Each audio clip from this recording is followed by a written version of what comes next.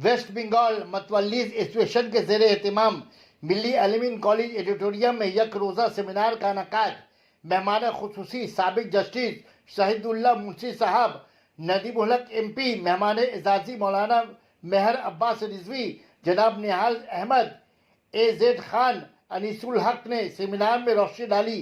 Seminar को कामयाब बनाने के लिए एसोसिएशन के अरकान के अलावा समाजी शख्सियत मोहम्मद गुलाम रब्बानी पेश रहे। सना medical hall,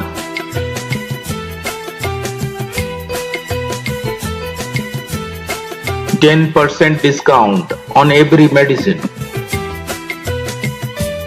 Oxygen cylinder also available. তবে একটু আপনাদের বলি যে আমি যখন আপনারা যখন মারা যান 1983 তে, তখন কাছে ওয়াকফ বোর্ডে যায়, তখন যে হাল, যে দুরবস্থা দেখেছিলাম, সেই দুরবস্থা থেকে আজকের পরিবর্তন অনেকটা। আমি বলি না যে সবটা হয়ে গেছে, না না, অনেক বাকি আছে, কিন্তু এটা চিরকাল মনে রাখবেন যে বিরাট একটা পরিবর্তন হয়েছে। কি আর বলবো, মানে বেরিয়ে চলে আসে। আমি তো কর্পোরেশনে দেখেছি আরো অবস্থা আরো। তো এইসব কারণে আপনারা আমাদের বলেন, আমরা সবসময় পেরে উঠতে পারি না। আর ওখানে যে অবস্থা, যদি আমরা দুজনে বসে যদি সকাল থেকে সন্ধ্যা পর্যন্ত এবং রাত পর্যন্ত যদি থাকি, তাও পারবো না। এত কাজের পাহাড় জমে আছে। এরা মাইনে পায়, মাইনে দিচ্ছে, মাইনেটা যে হালাল করতে হবে সেই কনসেপ্ট নেই। মাইনেটা পেলো এটি যেন হালাল করবে, আর কাজ করে হালাল করতে পারে চেষ্টা করছি। আর অনেকে আছে যারা বাপ দাদুর সম্পত্তি বলে মনে করে হোক, আর পরের সম্পত্তি যেমন করে হোক পেয়ে গেছি সেটা বলে মনে করুক। সুযোগ দেওয়ার পরে কেউ তার নশয় করেছে, খেয়ানত করেছে, কেউ পুরো ম্যাটার সাপ্রেস করে, অন্যজন মতোয়ালি হওয়ার কথা সেটা সাপ্রেস করে তারা নিজেরা মতোয়ালি হয়ে বসে আছে। তো ডিফারেন্ট সিচুয়েশন বিভিন্ন জায়গায় বিভিন্ন রকম ভাবে হচ্ছে, এবং সেটা সব দোষ যে আমরা ওয়াকফ বোর্ডের কর্মচারীদের দেব তা নয়, মতোয়ালিদেরও প্রচুর দোষ আছে।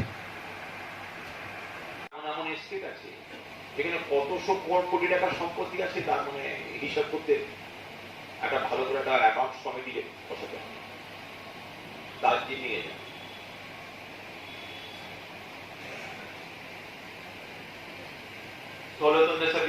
সম্পত্তি যাবে বিহার, বেঙ্গল, উড়িষ্যা, মানে আবাদের পুরো জায়গা নিয়ে, ওদের জায়গা নিয়ে পুরো জায়গাতে কত হাজার দিকে সম্পত্তি আছে। তো এইসব আমি ভাষণ মেম্বার না হলে হয়তো সতর্ক এগুলো দেখতে পারতাম। তার মতামতের সঙ্গে জড়িত ছিলেন, এবং এখন অবশ্য তবে থেকে জাস্টিস হয়েছেন, তবে তো মতামতের সঙ্গে তার মেয়ে নেই। এবং উনি আজকে আমাদের চিফ গেস্ট, আরো দু একজন মেম্বার এসে পৌঁছলে আমরা সব আমাদের মেম্বারগুলোকে, আমাদের গেস্টগুলোকে বরণ করে নেব। বরণ তাদেরকে তাড়াতাড়ি এভিট করা যায় সেরকম কোনো ব্যবস্থা কিন্তু এখন পর্যন্ত আমরা দিতে পারলাম না। কলকাতার মতোয়ালিরা খুব ভোগী। প্রথমে তো SDM এই নিয়ে নানান রকম প্রবলেম ছিল, এখন সেটা ঠিক করা হলো, এখন ট্রাইব্যুনালে যাবে। সেই ঘোর প্যাচ সহজ কোনো উপায় এখন পর্যন্ত কিন্তু অ্যাক্টে প্রোভাইড করলো না সেরকম ভাবে।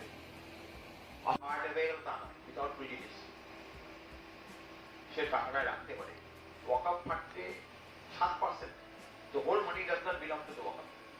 এরকম একটা ভাব দেখা যাচ্ছে যে যেগুলো ডাইরেক্ট ম্যানেজমেন্টে নেওয়া হয়েছে, পুরো টাকাটাই ওয়াকফ ফান্ডে ঢুকিয়ে নিয়েছে, 1 পয়সা ট্যাক্স দেয়, লক্ষ লক্ষ টাকা ট্যাক্স। এখন যখন একটা এসছে যে সেই তাকে ওয়াকফকে ছাড়তে হবে, স্টেটগুলো ছাড়তে হবে, 5 বছরের বেশি রাখা যাবে না, তখন দেখা যাচ্ছে যেমন স্টেটগুলো আছে যার 1 পয়সা ওয়াকফ ট্যাক্স দেয়নি।